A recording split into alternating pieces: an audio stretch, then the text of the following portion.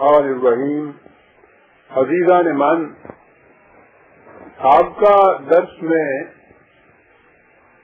ہم نے دیکھا یہ تھا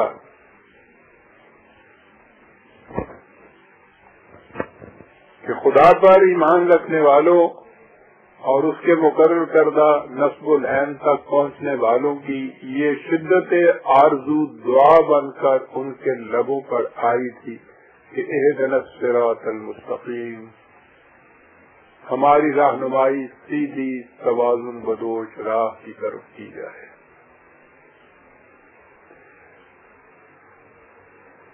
اب یہ ایک ایسا اصول یا کلیہ یا نظریہ یا آئیڈیا یہ پیش کیا گیا جو ایبسٹریکٹ تھا،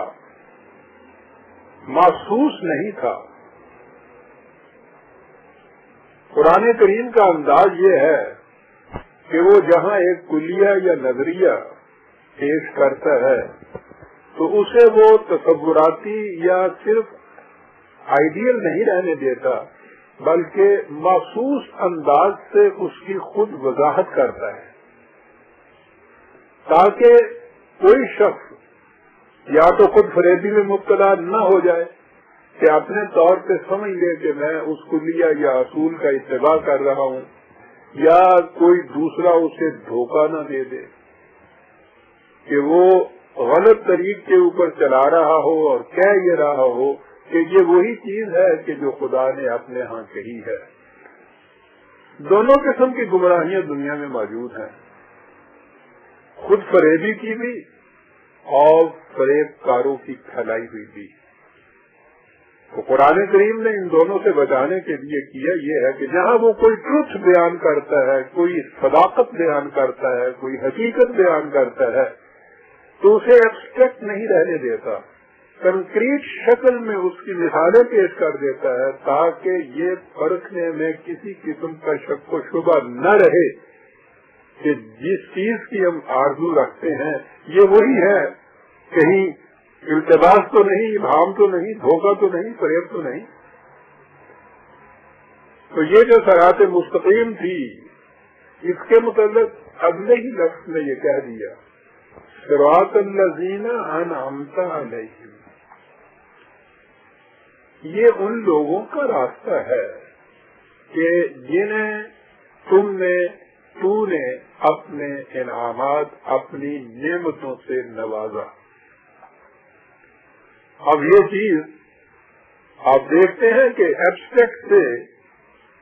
محسوس شکل میں آ گئی، اور پھر اس کے اندر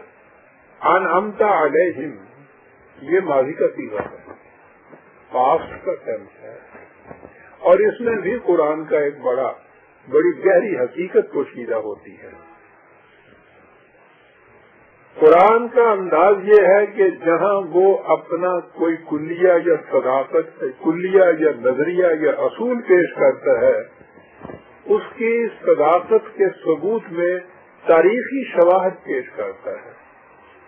اقوام سابقہ کی داستانیں لاتا ہے، اور ان سے یہ کہتا ہے کہ تم دیکھ لو، تاریخ کے اوراق سے پوچھ لو کہ جس قوم نے اس اصول پر عمل کیا اس قوم کا انداز، اس قوم کو کیا کچھ نصیب ہوا، اور جس قوم نے اس کی خلاف ورزی کی وہ کس طرح تباہیوں اور بربادیوں کے عذاب میں مبتلا ہوئی. تو گویا وہ اپنے پیش کردہ صداقت کے ثبوت میں تاریخی شواہد پیش کرتا ہے، اور تاریخ تو پاس سے متعلق ہوتی ہے. اسی لیے قرآن کریم اپنے اس قسم کے کلیہ کو جب آگے محسوس شکل میں پیش کرتا ہے تو ہمیشہ پاسٹ ٹینس میں یہ کہہ کے کہتا ہے کہ یہ چیزیں ہو چکی ہیں، گزر چکے ہیں وہ لوگ. تاریخ شہادت دے گی اس قسم کی کہ وہ کون لوگ تھے. جس طرح اس نے استخلاف کی لڑ کے متعلق کہا، نظام اسلامی یا حکومت خدابندی کے درس سے متعلق سے متعلق درس میں یہ آیت ایک دفعہ نہیں، میرا خیال ہے کئی دفعہ آ چکی. اس وقت اس کے متعلق جو میں عرض کرنا چاہتا ہوں وہ یہ ہے کہ وہ کس طرح تاریخی شواہد کو پیش کرتا ہے. اس نے کہا تھا کہ وعد اللہ الذین آمنوا منکم وعملوا الصالحات لَيَسْتَخْلِفَنَّهُمْ فِي الْأَرْضِ 24/55 کہ خدا کا یہ وعدہ ہے، اس کا قانون ہے کہ جو بھی تم میں سے ایمان کے ساتھ اعمال صالحہ کا پروگرام اس پر عمل پیرا ہوگا، اس کا یہ وعدہ ہے، یہ قانون ہے، یہ اٹل قاعدہ ہے کہ اسے وہ اس زمین پر اس دنیا میں استخلاف عطا کرتا ہے، حکومت عطا کرتا ہے. اب یہ چیز تھی کہ استخلاف فی الارض جو ہے وہ جیسا کہ بعد میں ہوا ہمارے ہاں مذہب میں اور طریقت میں آ کے انہوں نے کہا یہ روحانیت کے مدارج ہیں جن کے متعلق یہ عرض کیا گیا ہے. اہل شریعت نے کہا کہ نہیں صاحب، یہ جنت کی عرض ہے جہاں جا کے یہ استخلاف خلافت ملے گی. لیکن قرآن نے ان کی تردید کر دی. آگے اگلا لفظ جو ہے وہی ماضی کا صیغہ كَمَا اسْتَخْلَفَ الَّذِينَ مِنْ قَبْلِهِمْ،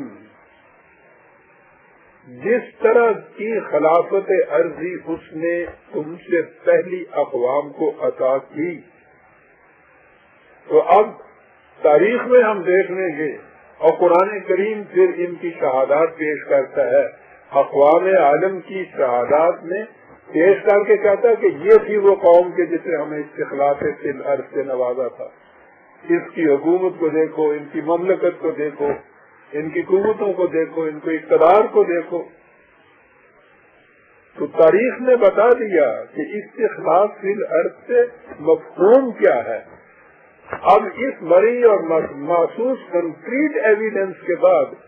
نہ کوئی اپنے آپ کو دھوکے میں رکھ سکتا ہے، نہ کسی کے دھوکے میں آ سکتا ہے.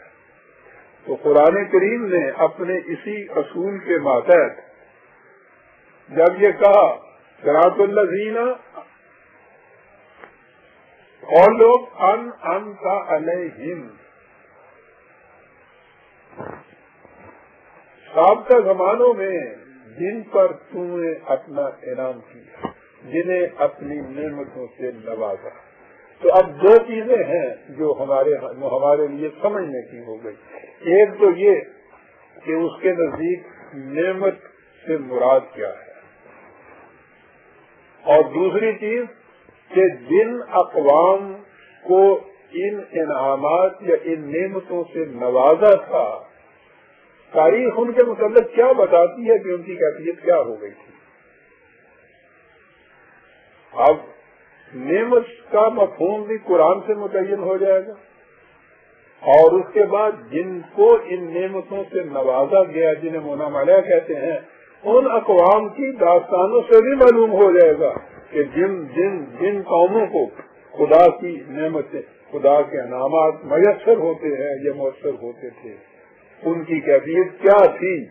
اگر وہ کیفیت ہماری ہو جاتی ہے تو ہم سمجھتے ہیں کہ ہمارا شمار ان میں ہو گیا، ہم وہ قوم بن گئے کہ جن کے متعلق کہا تھا، وہ لوگ کہ جن پر تیری انعامات ہوئے. اور اگر وہ کیفیت ہمارے پیدا نہیں ہوئی تو اس کے بعد یا ہم خود فریبی میں مبتلا ہے یا ہمیں فریب دیا جا رہا ہے.